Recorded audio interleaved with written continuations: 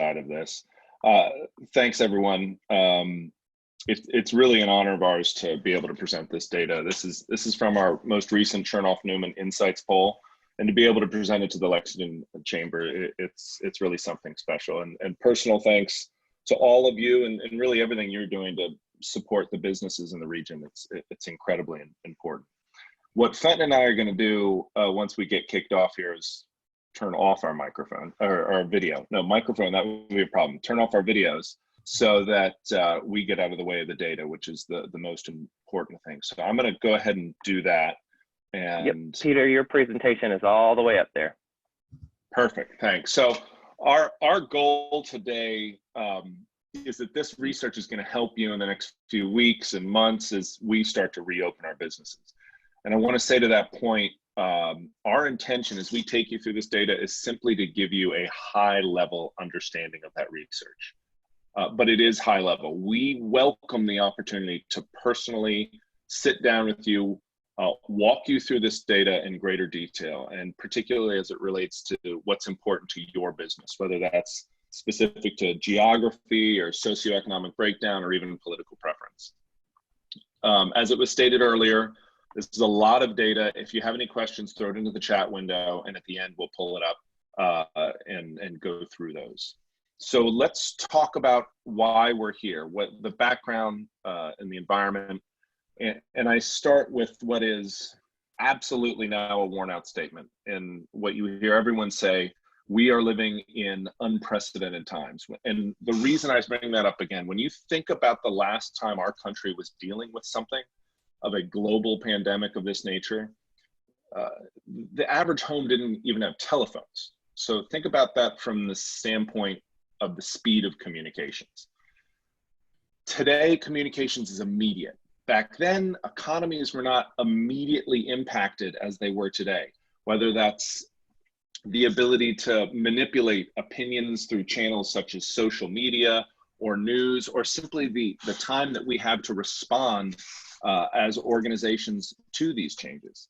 And that means that the opinions of your stakeholders are constantly changing, almost daily. Your partners, your employees, your customers, they're all going to come out of this irrevocably changed. And that makes sense because everything has changed. The whole world has changed in just a few months. But whether that's how we are keeping our workforce productive, how we're keeping them engaged while they're working remotely, how we're educating our children, or simply just how things have changed around consuming meals or adjusting our travel, our approach to life has changed. And the impact that the coronavirus has had on South Carolina and its economy is unlike anything we've seen. The solutions are not clear, and every path forward has a potential for failure. So this forces us as business leaders to rely upon data and constant communication with our stakeholders. And that's where this poll comes in. The poll is here to provide a snapshot into the impact that this virus has had on the lives of our consumers. And it's to help you and your business best understand how consumers are not only changing their behavior, but how some of these behaviors might continue both in the short term and possibly permanently to be changed. The implications of these changes and what they'll have on the South Carolina economy, the implications on your industry, and the implications on this business. And our study serves as a benchmark for measuring those changes. We are already seeing those changes. Since we've taken this data, those changes have begun. And so we will update this study regularly. We're going to revisit the topics that really matter to you. We're going to add new ones. We'll probably remove a few too that don't seem to resonate. But it's important that you give us that feedback. And like I said, we're happy to sit down with you and tell you this is a deep study, and we're going to take you through really quickly. So what we know now at a high level before we go into the data, at the top of this study, the thing to know is consumers are equally as concerned as they are confident. They're concerned about the unknown, but they are confident that things will move forward. Yet they know moving forward, things will never be the same. So they're optimistic, but that is in large part because they are embracing the new normal. They understand that things are going to take time, regardless of timelines and deadlines set by the government, whether they're national, state, or just local. They're equally, though, committed to wanting to get back to life, as they are equally committed to adopting the preventative measures and guidelines needed in the situation. So that means that while they want to get back to eating out and going to restaurants, they're also committed to social distancing as a new way of life. This is going to have an impact on a lot of business sectors around South Carolina. For example, Fenton's going to talk about, in much greater detail, travel. Now, I'm based with Chernoff Newman down in Charleston. We talk about travel and tourism all the time. Being in South Carolina, as people are looking to change their travel plans, logic would assume they may look closer for those vacation opportunities. So possibly keeping that travel in the state rather than going abroad. So that would mean that the visitors bureaus, for example, and the hospitality industry may need to change or place a higher priority on in-state marketing or advertising, along with changing their messaging on how to appeal to that new audience, simply because the consumer data that we are getting back shows that they need to. Most consumers feel that we're in this for the long haul. And that means for you, the business leaders of the region, that you need to take a hard look on how we're going to communicate in this new normal. We need to best understand how your stakeholders have changed in what is essentially the blink of an eye, because they have changed and they've been changed permanently. And our job remains on how to communicate with them just as before in the way that they want to be communicated with. So with that, I want to turn it over to Fenton, and he will take you through the methodology and lay out the study. Thank you, Peter, and thank you, Otis, Connor, and Sonia, and everyone else. We appreciate the opportunity to be here today. We're going to show you the South Carolina version. We actually conducted 2 studies, one in North Carolina, one in South Carolina. Both had sample sizes of 500. And it provides a snapshot into the mindset of the consumer that existed between April 13th and April 18th.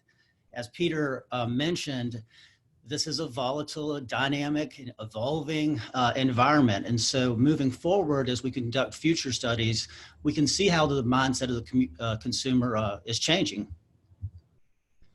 In terms of topics, we're going to take you through, stress, worry, return to normal. How are people doing out there? What kind of impact has this had on employment?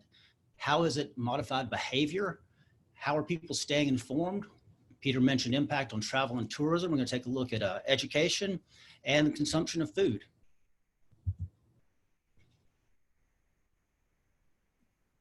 So as we take a look at the impact on everyday life behavior, we need to consider how this translates into the new habits of our employees, our customers, and our communities.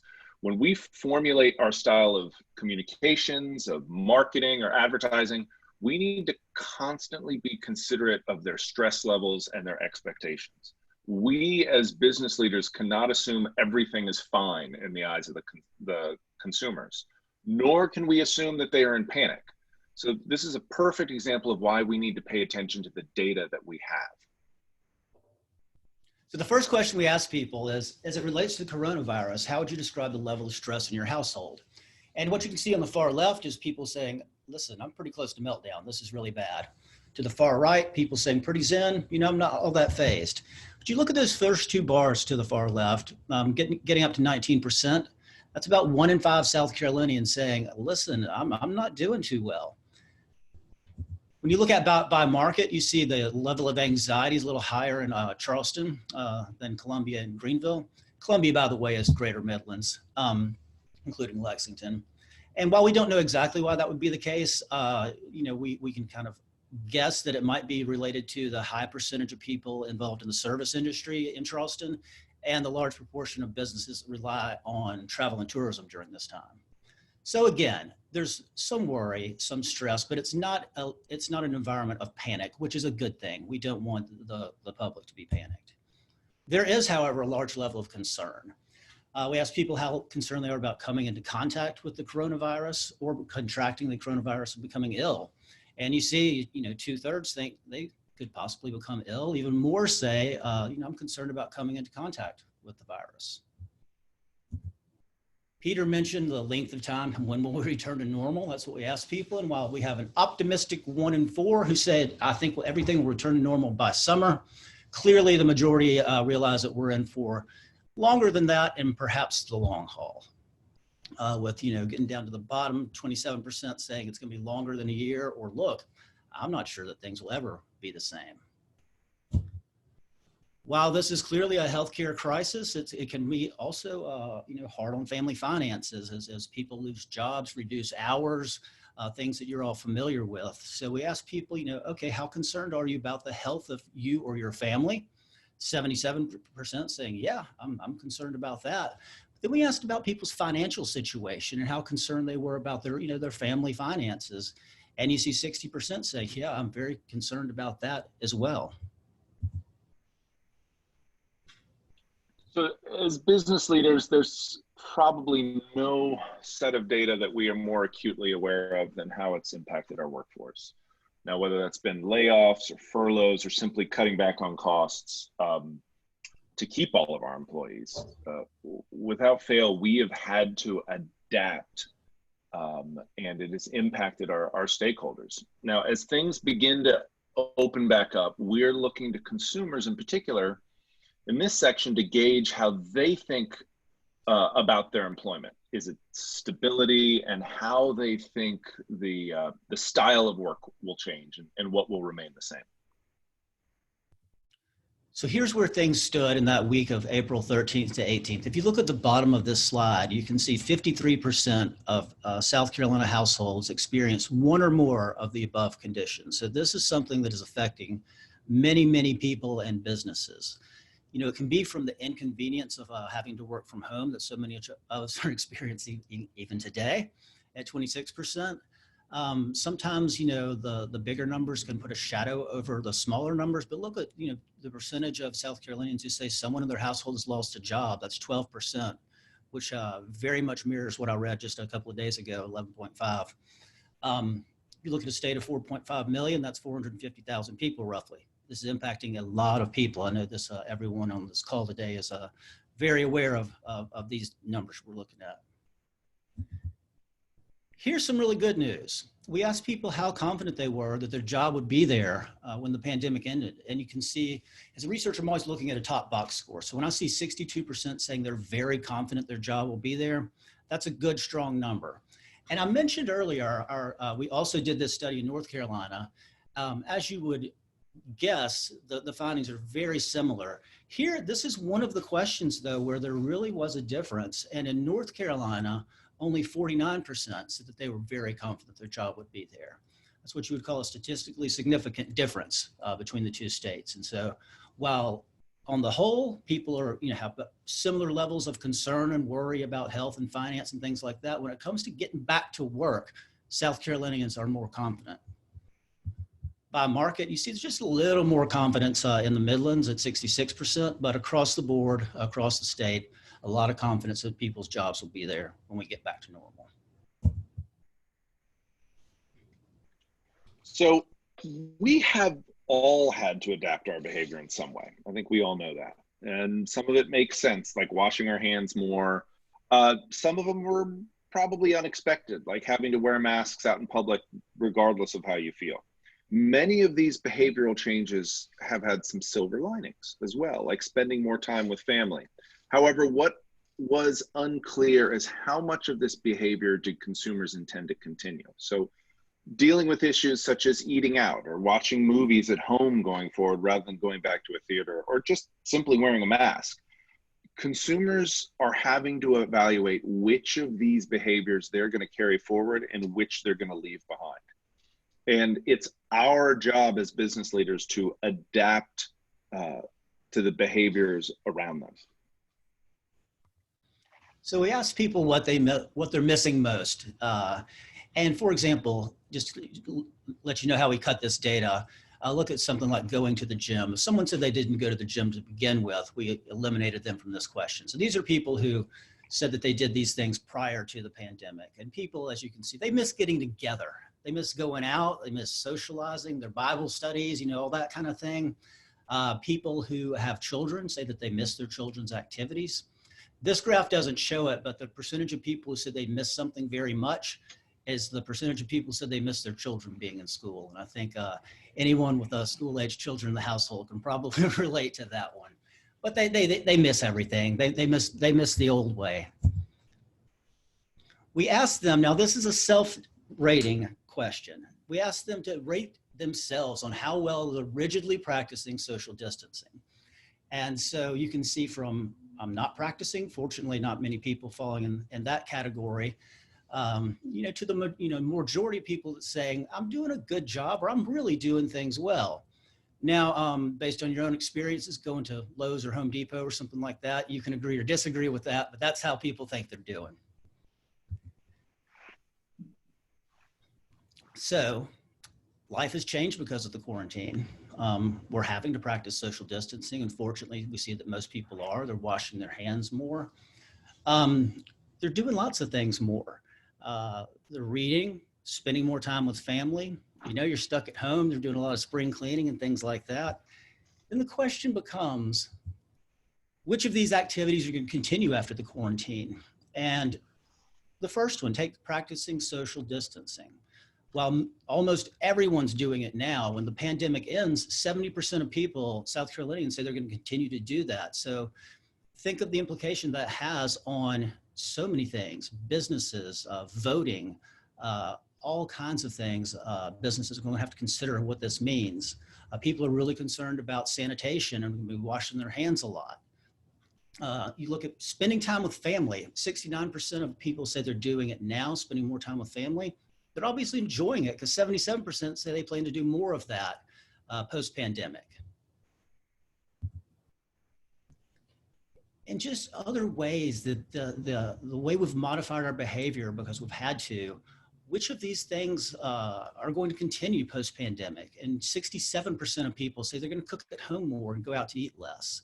They're going to be streaming movies instead of going to the theater. If they do dine out, they might order food to go instead of dining in. 40% say they plan to continue to work from home. And 32% say post-pandemic, I'm still wearing a mask in public places.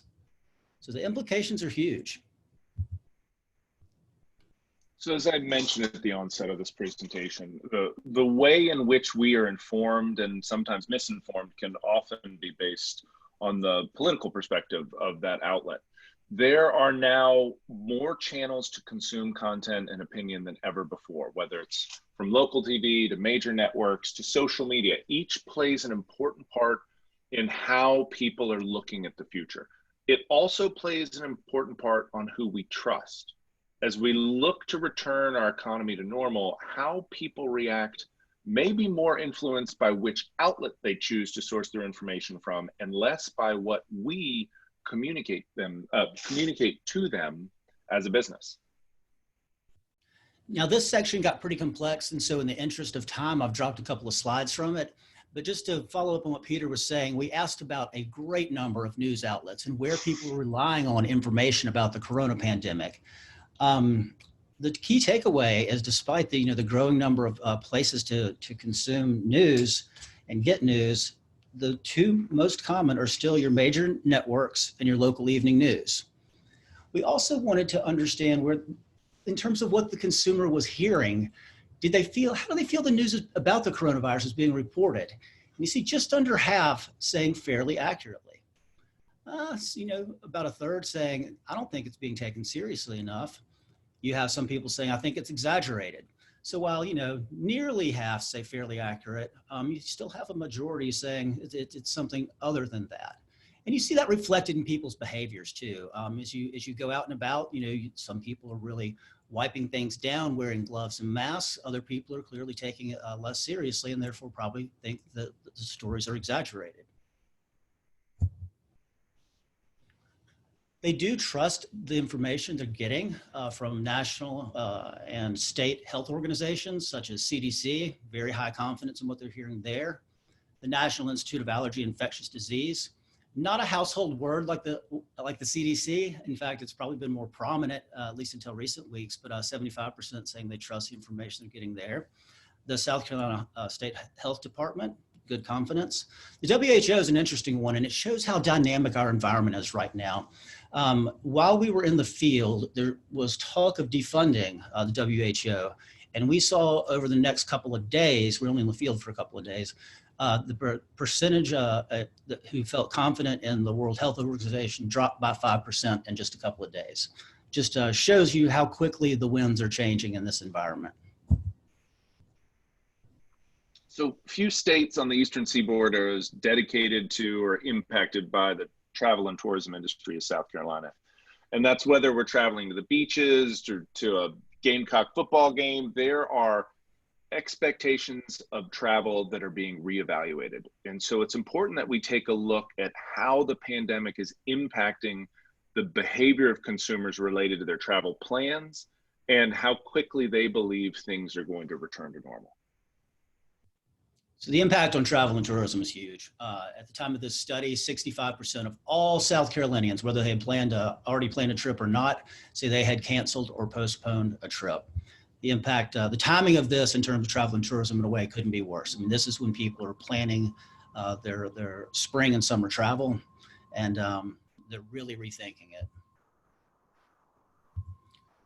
So this we asked, among those who typically take a summer vacation, how confident are you're going to be able to take that vacation? You can see that most people are not confident.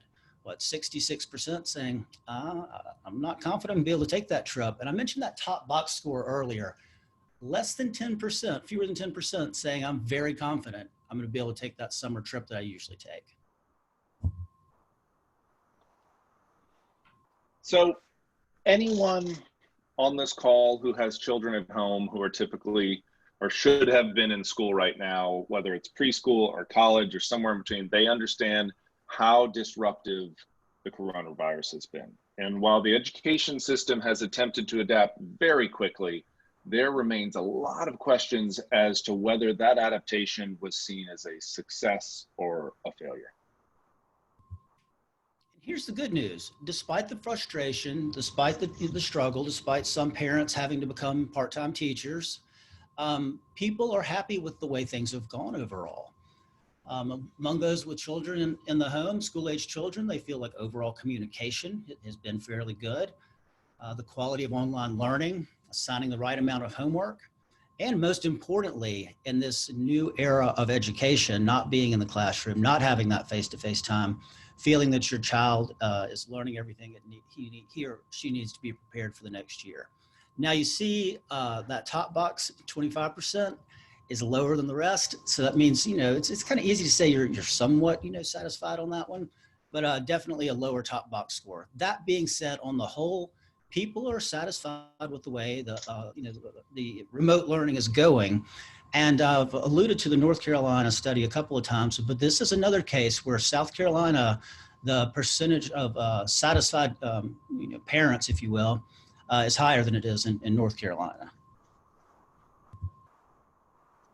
So when it comes to eating out or simply just putting food on the table, there may be no area that generates as much concern or opinion. And as life returns to normal, or at least to this new normal, that we set out to understand how people plan to adapt their eating behavior, whether it be to continue doing just takeout, going back to dining in, if they plan on eating home more than they did before the pandemic.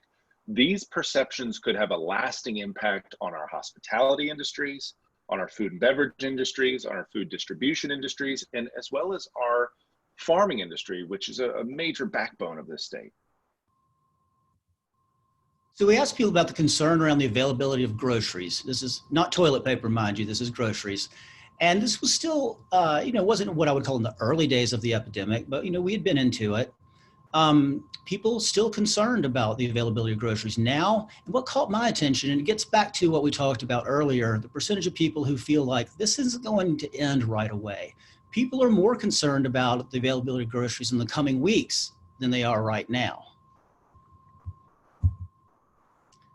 The epidemic has affected nearly everyone, but when it comes to the availability of food and concern over that, not everyone equally. You see, women more concerned than men, people with children in the household under 18 with more concern than their demographic counterparts. I think anyone with kids recognizes and appreciates that because the food goes very quickly.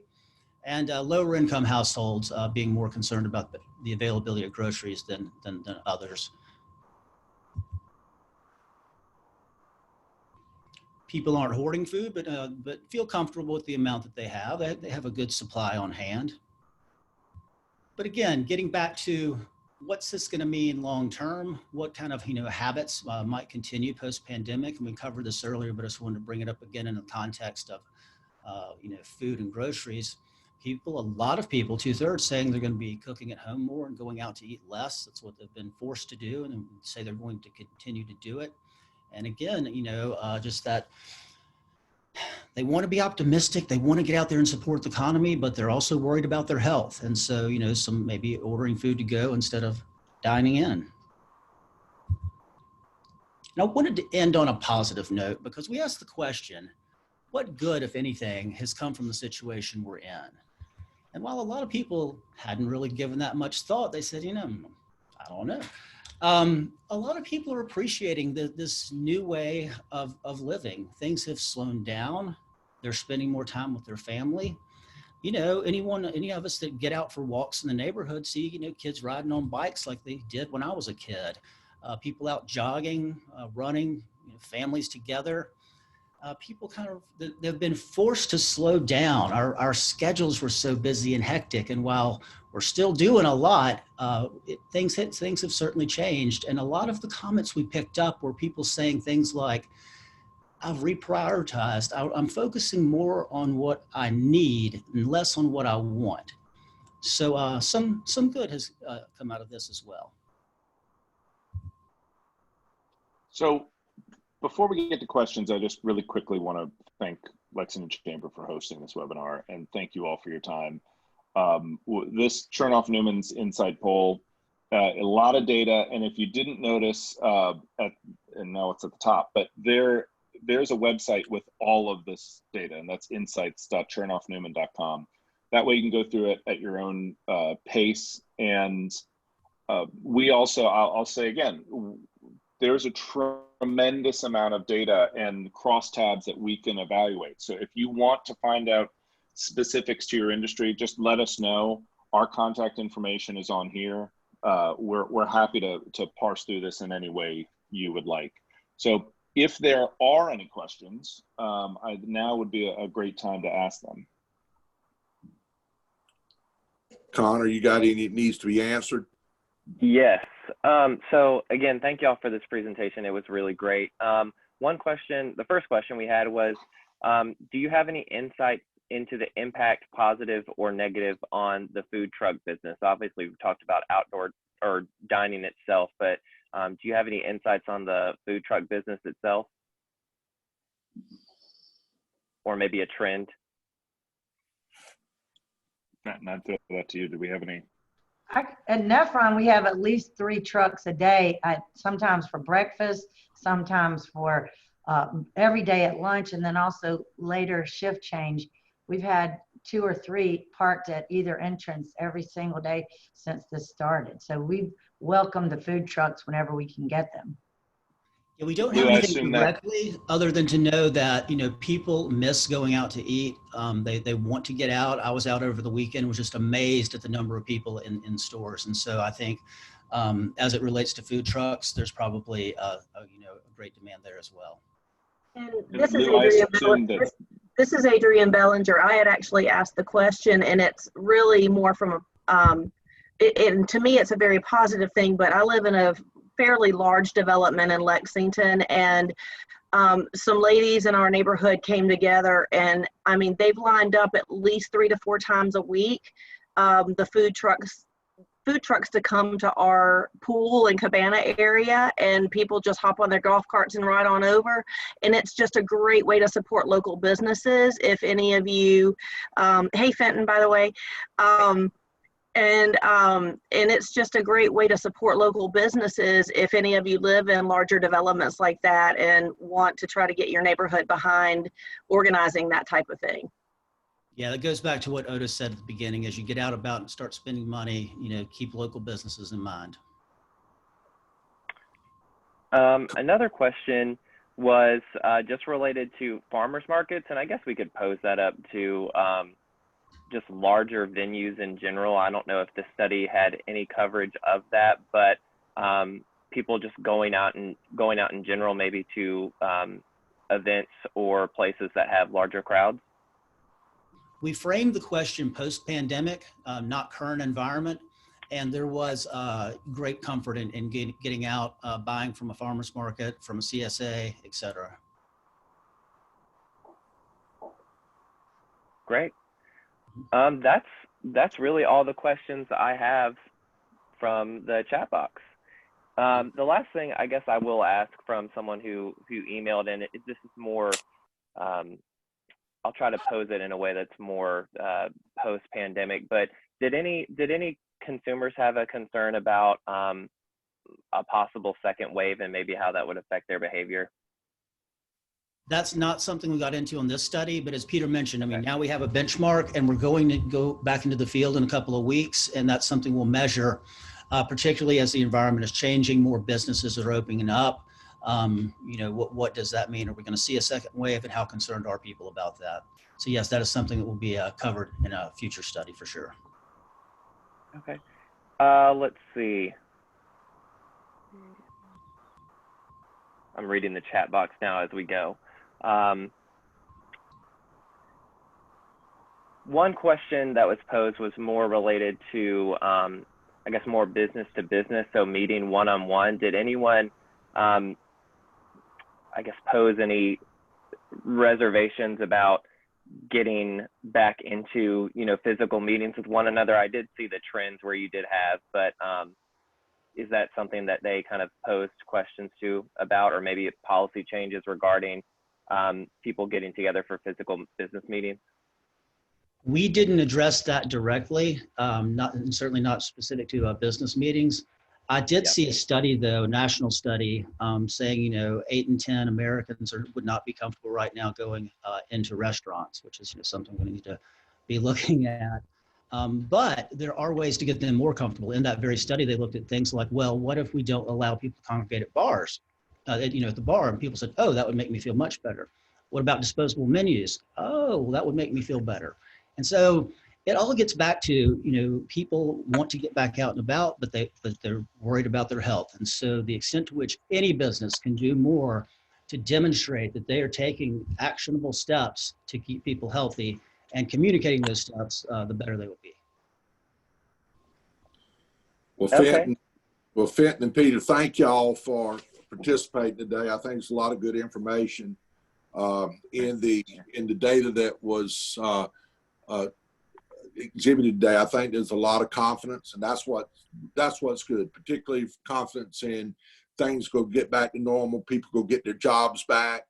I think all those are really, really great scenario for businesses and employees. You know, it's just going to take a lot longer for us to get back than it was to shut down, particularly with supply chain issues, also getting our employees back into the feeling of working. I tell you what, it's awful nice to be with your family, as Peter and Fenton talked about. So getting people back to work is going to be a challenge in some areas and all. But we thank y'all for the information, Fenton and Peter, and please keep us informed.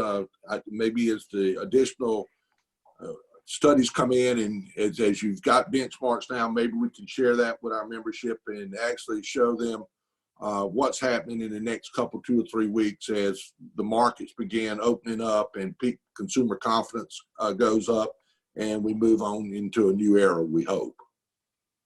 Thank you. So thank y'all. Thank you. Connor, any closing remarks? Yeah, I'll just quickly say a few things.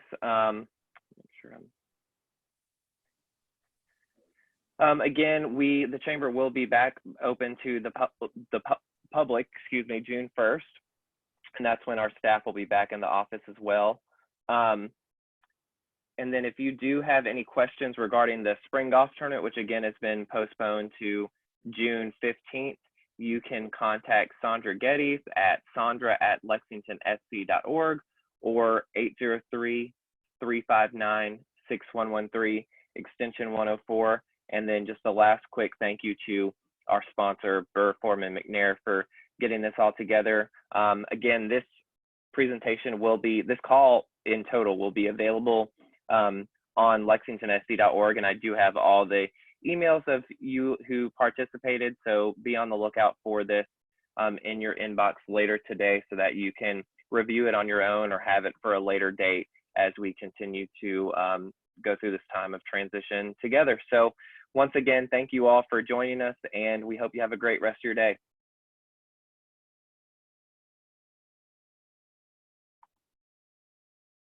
Thank you.